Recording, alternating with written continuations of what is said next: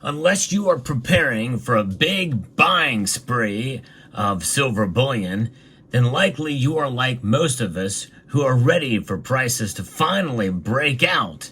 And what does that mean? What is a breakout in price? Just like a bull run. Those are terms that are difficult to really define, but usually it means that the price is continually moving in a positive direction to the upside.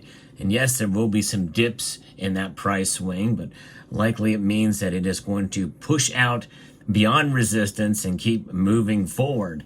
And in a sense, we've seen that here in 2024. Since March especially, silver's price has risen about 20% from that period of time. But a breakout is likely possible, and that could probably come in September, especially if the Federal Reserve decides to lower rates a 0.5 percentage point instead of a 0.25 percentage point. I'm going to be referencing a piece here from Ahead of the Herd by Rick Mills that discusses the outcome and the likely prospect for silver as we head into the coming weeks here. The United States Federal Reserve Chairman Jerome Powell said that the time has come to begin lowering interest rates, which is a process that will likely begin at the Fed's September 17th and 18th meeting. Markets are widely anticipating a 25 basis point cut and to a lesser degree, a 50 points rate cut if the economy looks weak and needs a stronger monetary boost. More reductions could follow before the end of the year. And that's going to be only good for gold and silver. And silver very well could outperform gold during these cuts. We've not seen cuts in a long time. This will be the pivot that has been discussed and talked about for quite some time among policy nerds out there, monetary policy nerds.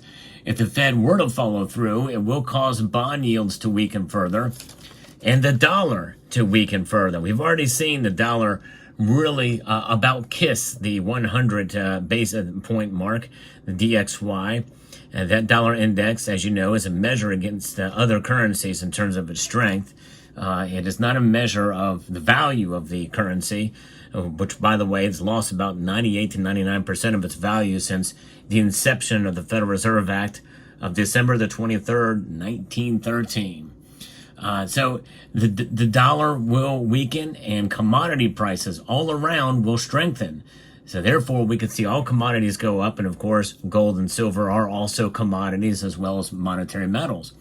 When positive real interest rates, which favor bond investments, turn negative, it will especially affect gold and silver prices to the upside. I think most of us would agree to that.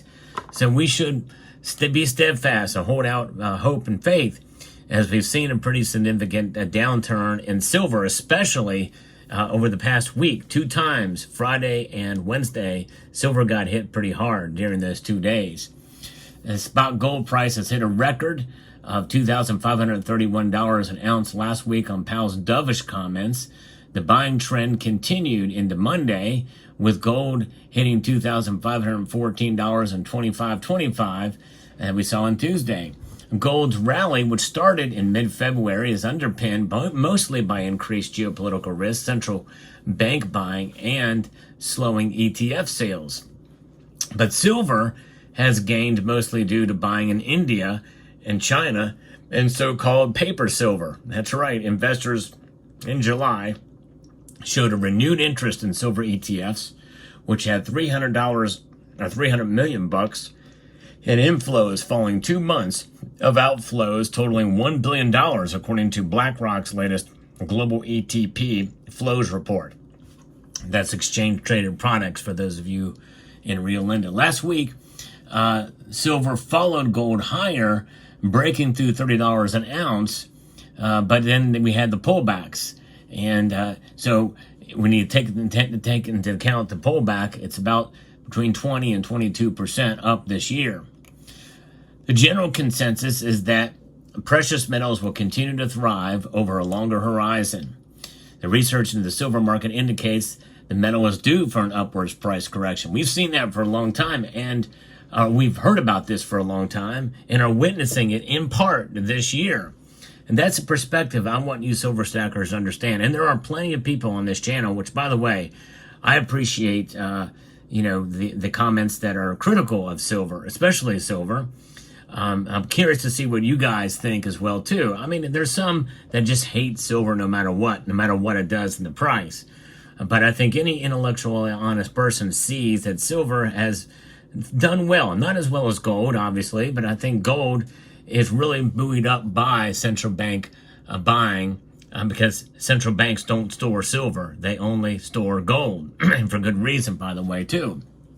But silver's not doing too bad. I mean, it could be better, and I think it will do better. And I think this is what this article is, I think, accurately representing here, and I think we can look forward to that.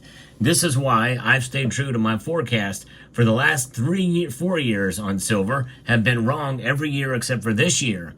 In fact, when it blew past my prediction of $28 this year, I revised it upward to $35 an ounce by the end of the year. And that may seem like a very, very bold prediction, but keep in mind what is coming. We know rates cuts are coming, and we've not seen precious metals react to a rate cut in practice or in effect, other than the baking in and the what the markets anticipate for quite some time. So here we are, and this will be very fascinating to see. Silver and gold largely move together, as both offer similar macro and currency hedging properties. While gold has hit record highs this year, silver remains undervalued, according to John Ciampaglia, who is the CEO of Sprott Asset Management. Ciampaglia said that gold was now above $2,500. Silver prices should trend higher. Silver usually rallies after gold. Remember that, after. As I mentioned that in a previous video, lamenting on why silver hasn't reached $50 an ounce. It is precisely because of this analysis. And Sprott Asset Management, they know their stuff over there. In fact, they have, I think, one of the only ETFs that is actually backed by the physical at a 1-to-1 ratio. You don't see that too often with exchange traded products, but they've got it. The Sprott ETF for precious metals and silver is quite popular because of that. It's mind-boggling to us that silver still sits below $30. It's obviously way off its 2010 highs, and we would love to see it get back to the $50 level, said Ciampaglia. We think it has the ability to do that over time. True. This is where I disagree with Mr. Ciampaglia, because so many people, especially those who aren't a big fan of silver, but even those who are, they get fixated on 1980 and 2011. Stop. Listen for a moment. Just erase those out of your mind. Both of those were strange anomalies that will likely never happen again, although it's more likely that 2011 could happen again, but it's still a very rare situation. And 1980 will never, ever happen again. If there's one thing that I can say about never, that is 1980. There's no two brothers or three brothers that are going to get together and corner the silver market. It's way too complex. The ETFs weren't out during that point in time. And there's a lot of other things that are involved in the complexity of the silver market. And it's a very small and tiny market, nonetheless, compared to gold and the market cap. But think the market cap is pretty big for silver, notwithstanding. But you can't just manipulate it like that, at least in that regard. There's other ways it could be manipulated, and we've discussed that ad nauseum on this channel, but not in this regard here. So, but yes, and we'd like to see it get back to that level. And I've talked about that before, but those were anomalies, unusual things. They should not be the guide from where silver should be. I still think it's undervalued too, but there's a lot of other things that could come into play and will come into play, I think, that will make it move. And as I said in the prior video, well, this is a situation where indeed silver tends to catch up in a gold rally and then maybe outperform it. And we may very well see that soon. We'll find out. One way to gauge the relative value of gold versus silver is to calculate the gold to silver ratio. We've talked about that as well too. A breakout is coming because silver cannot continue to be so undervalued compared to gold. Using a median gold to silver ratio of 80 to 1, A gold price of $2,300 implies a silver price of $28.75. If gold reaches $2,500, as it has, maintaining that same ratio means $31.25 silver. Remember, we saw that number not too long ago. And that's a very conservative 80-to-1 ratio. That's not out of the reach. When silver breaks out later this year or next, it will receive the same rush of attention and speculator cash that gold is currently enjoying. As such, the price target will not simply be 29 or 31. Instead, the initial goal will be 35 or higher. $35 being the number that I said that silver will reach by the end of 2024. But even if I miss my target then, that could happen in early 2025. It's a greater than 50% move from here, and one from which you could greatly profit if you get correctly positioned before it begins. During the 20th century, the average gold to silver ratio was 47-to-1. In the 21st century, the ratio has ranged mainly between 50-to-1 and 70-to-1. Does that sound familiar to you? I've been talking about that for quite some time, that's kind of where the average was. And then breaking above that point in 2018 with a peak of 104.91-to-1 in 2020. The lowest level for the ratio was 35-to-1 in 2011. And again, that's the anomaly there. And actually, it did get down to 32.1, 32-to-1 for a brief amount of time then. They average it out there. So when we know that it takes about 85 ounces of silver to buy 1 ounce of gold compared to the 20-year average of 68 ounces for the 20-year average. And so when precious metals rallied in 2020 on the back of the lockdowns, interest rates slashed to zero, quantitative easing, and general market fear, silver's gain was double that of gold. The price ran up 43% from January to December 2020, compared to gold's mere 20.8% rise. Earlier in the year, as gold punched above $2,000 an ounce, a 39% gain, silver rallied to $30 an ounce, which was a 147% increase. And let me take it a step further than that, folks. Don't you remember in March of 2020 when silver fell below $12 an ounce? It was like $11 and change. And then by August of that year, it more than doubled. So it went smack down massively. And by the way, the premiums on silver skyrocketed during that time. In fact, I remember I bought a tube of Silver Eagles during that time, and it was quite something. I got barely of a discount with that low price. But there it is.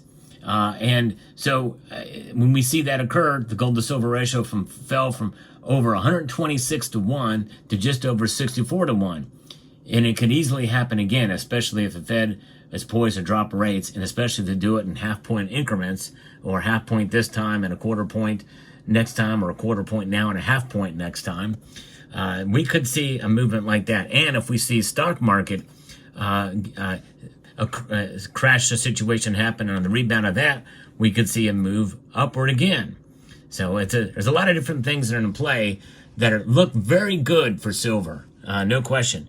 So hold your head up high, and remember, in the grand scheme of things, no matter what the price of silver does, you've got yourself something of value, something of substance that you hold in your hand that is wealth outside of the system.